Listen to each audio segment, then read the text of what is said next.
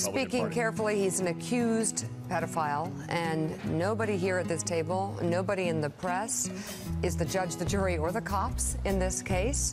But you have a story that is sourced time and time again. There is woman after woman who has spoken out and put in her face to the words. There's background information that has been reported in terms of this man being banned from a mall and calling a school and trying to pick up a girl. This is all information that is out in the public for the public to decide upon, even though the judge, the jury, and the cops have not been involved. And that's what makes this dicey when you get to other stories, because some of them look a little bit different, but involve some of the same issues. We're going to turn now to the Al Franken story, where yesterday morning a radio news anchor accused the Democratic senator of forcibly kissing and groping her a decade ago.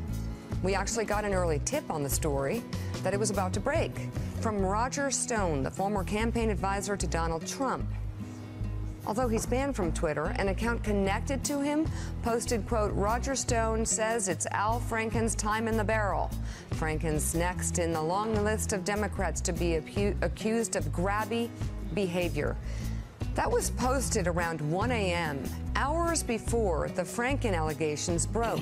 Incidentally, time in the barrel is the same language Stone used to reference John Podesta's leaked emails in the 2016 race before WikiLeaks released those emails. Oh, my Lord. Now to the accusation itself.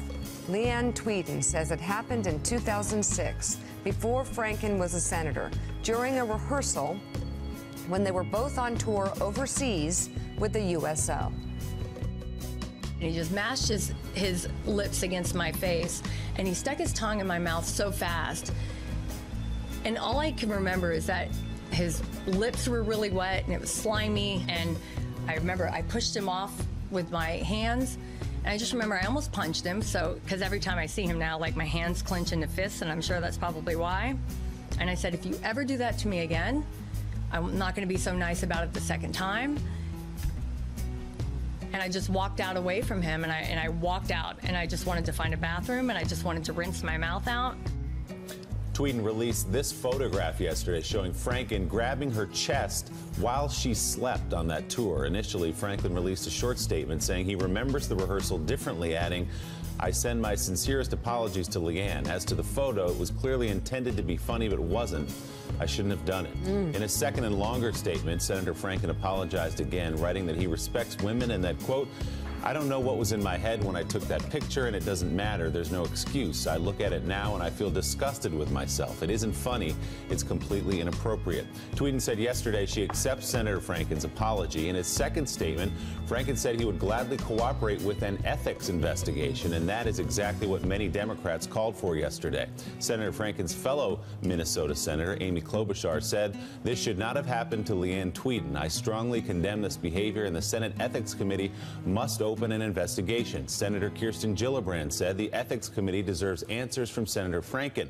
And Senate Minority Leader Chuck Schumer said sexual harassment is never acceptable and must not be tolerated.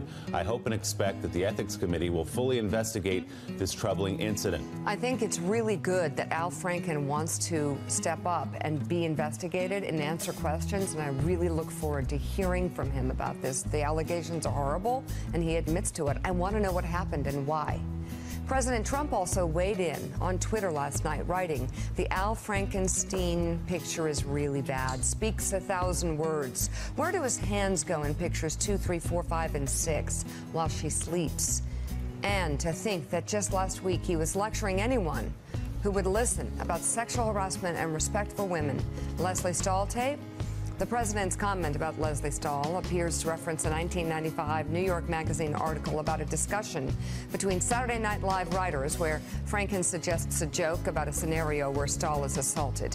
In his book, Giant of the Senate, Franken says the extremely dark joke was never intended to air on television. I want to talk about Trump's reaction. Trump's reactions. Well, here's what's I think is going to be fascinating to watch. Obviously, countless women came forward with allegations against Trump before the election, before he was president.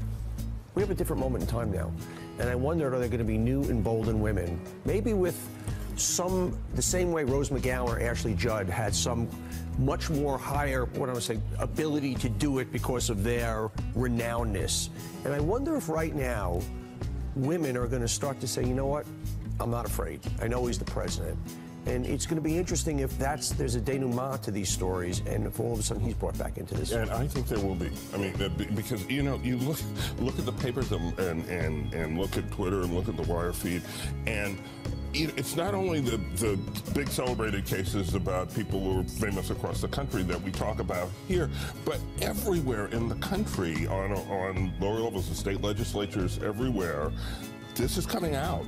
And so I do think that, assuming there are other women who have something to say about President Trump, I think they'll come out. And there is a change in the environment. Look at the way Donald Trump attacked his accusers when he was running for president. He hasn't yet attacked the accusers against Roy Moore, which shows that he's actually concerned about something, because this is not a man who generally holds his Twitter thumbs, if you will. So I think that coming out in this environment, the women are, if there are women to come out, just like there may be more women to come out against Al Franken. And unfortunately, I think we're in an environment by the end of this year, we may hear about at least 2 or 3 other high-powered business executives or elected officials that this is going to break. Gene, along those lines, what time is it? You know, right, exactly. We were having a very delicate conversation in the first hour about all men.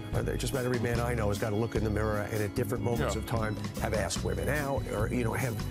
Where is the, and 50% of this country has had relationships in the workplace. Where's the line? How do we start to, the Harvey Weinsteins, the animals, the beasts, the pedophiles, versus misbehavior in the workplace? And you've grown up in newsrooms, so I don't know. Exactly. How do we get our arms around this? It was a different time when I started in newsrooms. So how do we get our arms around this? Well, Ian, I don't think it's, I don't think this is rocket science, right? There's some things that are clearly beyond the pale. You don't touch people without their consent. Right. Inappropriate. You don't kiss people, uninvited in that sort of way, and I don't think that was like that complicated back then. Yeah. I mean, I think we should have known. Any physical aggression. And there was a certain, like, I don't, in your work settings, but certainly in work settings, the newspaper I worked at before the Post and in the early days at the Post, there were men who would say things that we would now consider wildly inappropriate. Right.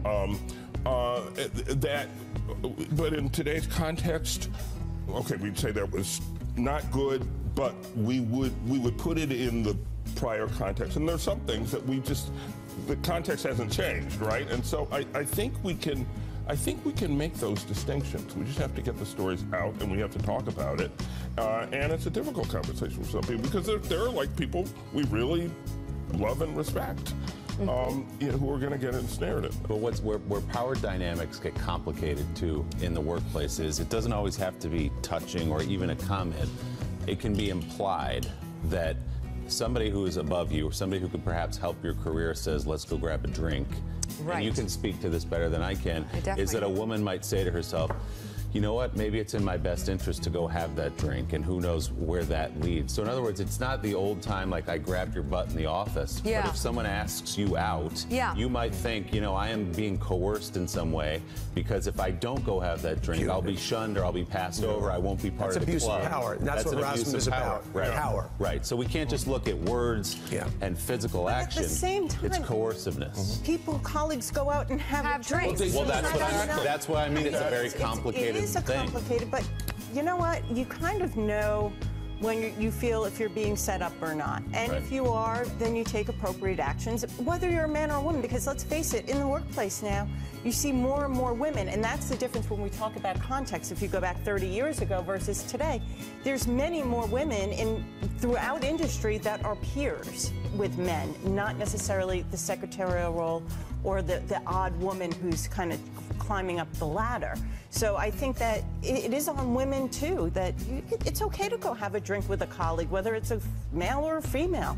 And if you're uncomfortable doing it, don't do it. If you feel like you're jeopardized, most companies do have resources for you. The problem is that the U.S. government does not have a resource for young women to go to. At the Washington Post, since I've been there, which is since DIRT, we've always had glass offices. Yeah. We've always had see-through offices. Yeah. I think that's a good idea. No, but you know what? Actually, can I take that a step further? I'm not sure it's okay to go have drinks. I think we're at a point in time where we need to look at work as a place for professional behavior. For example, glass offices. Yeah, that's a good idea. How about leaving the office door open, especially when you're meeting with an underling? Like at the doctor's office, there's always a nurse in the room. There's a reason for that. Mika, then go to every corporation now that is putting bars into workplaces. Look, I know, and coffee bars and this and that, it's trying to be a social experience, and millennials have sleep pods where they end up having sex. I mean, I've literally heard about that, and it's ridiculous. But maybe we need to dial back. Maybe drinks in the evening with a male senior in a senior position who's much older than you is not a good idea. Maybe he shouldn't ask, and maybe she shouldn't go.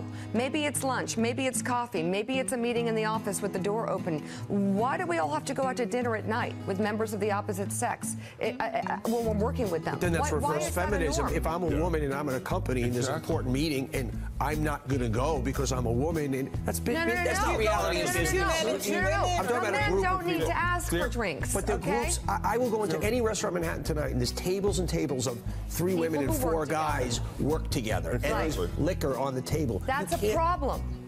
But that's going to happen. It's reality. There's a certain totally legitimate kind of institutional and organizational bonding that takes place in successful organizations. Offsites.